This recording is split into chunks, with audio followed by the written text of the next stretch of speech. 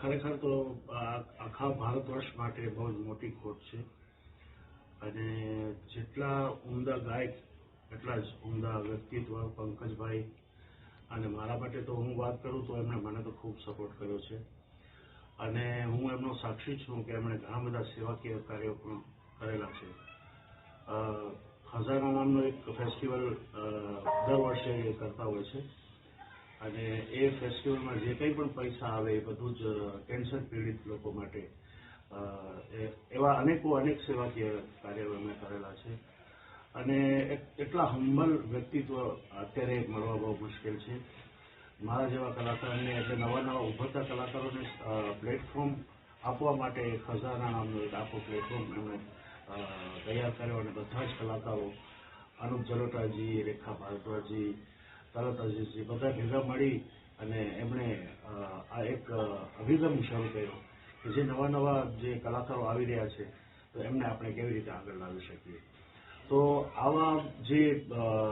ઉમદા ગાયક તો ખરા જ, સાથે સાથે આવા ઉમદા વ્યક્તિત્વ મળવા બહુ મુશ્કેલ છે. બિલકુલ ઘણી બધી એવી યાદો છે કારણ કે હું તો છેલ્લા 15 વર્ષથી એમની સાથે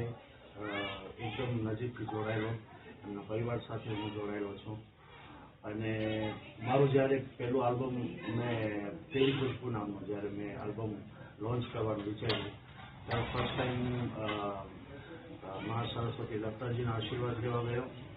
અને પૂજ્ય મોરારી બાપુજીના હાથે એનું લોન્ચિંગ કરવાનું હતું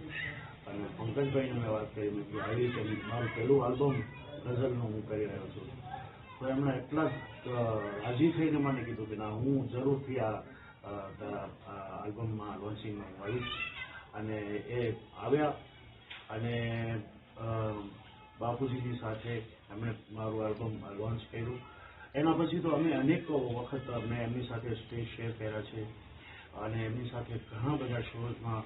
અને ઘણી એવી ઇવેન્ટ્સમાં અમે સાથે ભેગા મળ્યા છીએ. એક પરિવાર જેવો નાતો મને એકદમ બહુ જ પ્રેમથી મને રાખતા, મને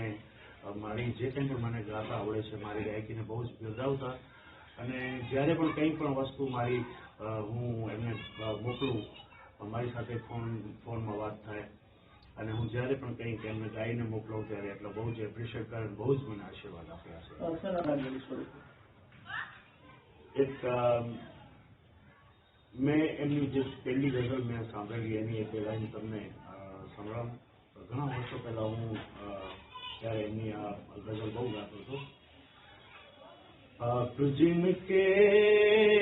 करीब होते हैं, आप जिनके करीब होते हैं, वो बड़े खुश नसीब होते हैं. आप जिनके करीब होते हैं.